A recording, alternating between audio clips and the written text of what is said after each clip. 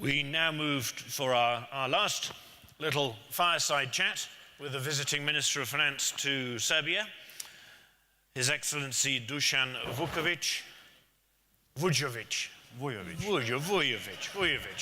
My Serbian's a little rusty. We'll translate as Wolfenson. Well, welcome. Thank you. Wolfenson. Wolfenson, that's what it means. Wolfenson, that's yes. Wolfenson. Yes. That's very good.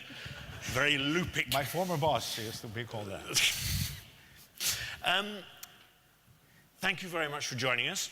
At this conference last year, Mr. Vujovic announced that Serbia's funding needs in 2016 will be met by domestic investors. So that's fine, that's good. But a lot of your peers, as we've just been hearing, launched successful Eurobond deals. Where are you going to be borrowing this year, and how does that fit into the context more generally of fiscal adjustment? One sentence of background. Last year we were originally planning to need about 5 billion gross financing needs. Because of the better fiscal performance, turned out that we needed only 4. So 1 billion that was there intended for another bond issue was actually not needed. Our fiscal balance for 2016 for the Republican budget, 0. So no surplus, but no deficit. Therefore, we benefited from the good fiscal performance, and we did not need to go. This year, we're planning, actually we calculated we need 6.8 billion in gross financing needs, of which only 1/10 is for the deficit. Only 600 million is for the deficit. The rest is actually refinancing old issues of bonds. For those who hold Serbian paper, know that this is now probably the best relationship between yield and risk. The yields are still the old higher yields, higher interest rates, and the risk is permanently going down as we improve our performance. So hold on to these, but we'll be coming to you to refinance and get better deals if we can. Out of 6.8 billion, you said domestic. So they're liquid. They're perfectly liquid, yes. Out of 6.8, as I said, 6.2 is going to be refinancing, of which about 4.7 billion will be coming from domestic market. We anticipate. And in there, this is very interesting.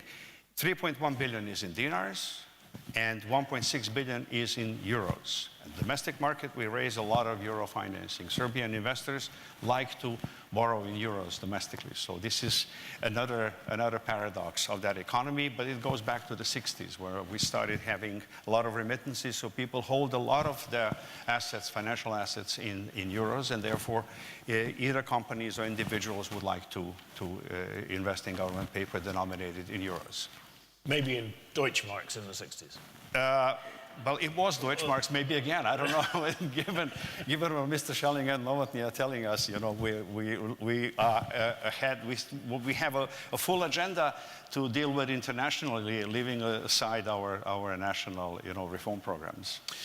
Now, our colleagues at Global Capital awarded you last year Best Privatization Program of the Year for Serbia. Couple of questions on that. What's the privatization program looking like for 2017?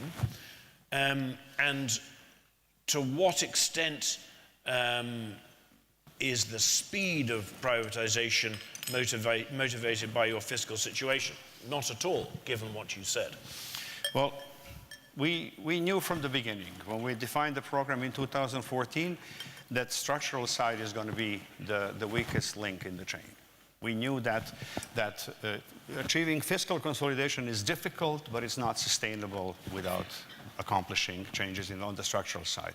One part that you mentioned is one of the 3 elements of the structural side. So public enterprises, those in the privatization agency, was one big pillar that needed to be resolved. 2 other pillars which must not be ignored here are public utility companies, and which is a problem all across former Yugoslavia and other countries in the region. And the third one is the public administration itself. So we are wrestling with all 3 at the same time. Public utility companies and public companies or companies that need privatization are tightly connected. And we saw this last year. We have some impressive numbers. Out of 500 plus companies, we resolved 360 that went into bankruptcy. The World Bank followed the first 100 with the first structural or DPL policy loan, and the second one is ready to go. So they are following on the small number of, or a large number of small companies. We have about 17, 20 big companies that need to be resolved on a custom tailored programs, and we are trying to handle these. And we are seeing, as the old American joke says, how many economists, how many psychiatrists does it take to change the light bulb? Only one, if the bulb is willing to change. So here, it takes only one good economist if these enterprises are willing to change, but they're not willing to change. So there's a lot of opposition from the old management that knows that they will be the first to be replaced. There's a lot of opposition from workers that are close to retirement and don't want to be retrained and put in another working environment. There's a lot of opposition from the unions. We need to actually start digging deeper and developing the understanding that there's no alternative to change, that what they have today is not sustainable, that they're basically living there on minimum wage for 10 years and there's no outcome there. So we have to communicate this clearly. A lot of companies have gone through this and they're performing better. I think we're now dealing with the last stretch of the privatization programs.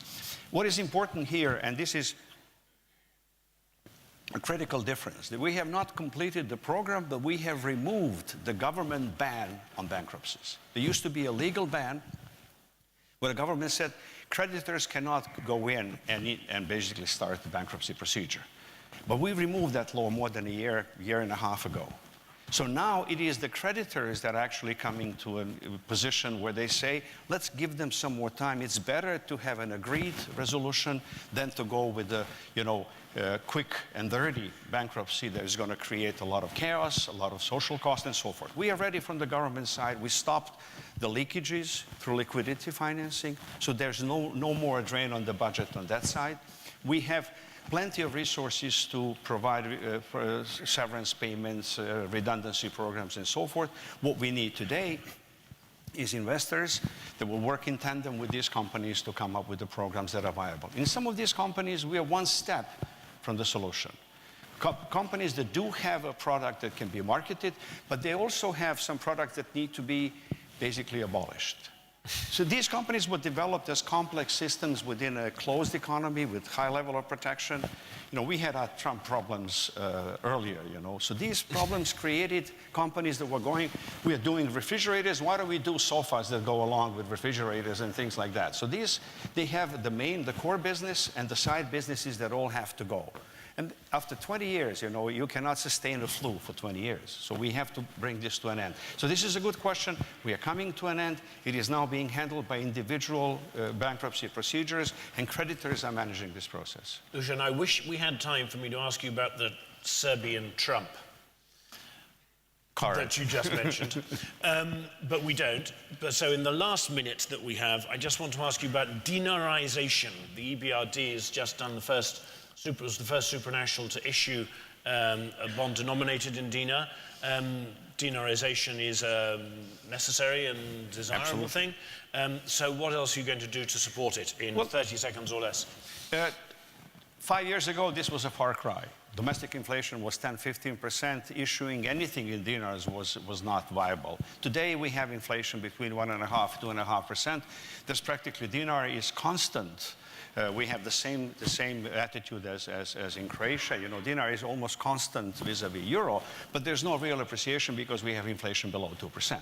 So now is the right time. We worked for a year to establish the legal environment for the EBRD, jointly with domestic banks, to start issuing dinar bonds. This is important because it will help us maintain the stable exchange rate, which is an important anchor in the system, without too much intervention from the central bank.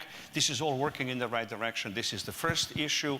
I think that we will be able, what is important is to now use this to expand this so that people will instead of holding money in cash under the mattresses in euros and in dinars, to basically go and invest in the market. We need to deepen the capital market. This will work in tandem with the MPLs and everything else to make the economy grow and to move to the next stage of our program. Dr. Vujovic, thank you very much indeed for coming and talking to us. Thank you for coming to our conference. Sure. My pleasure. Thank you.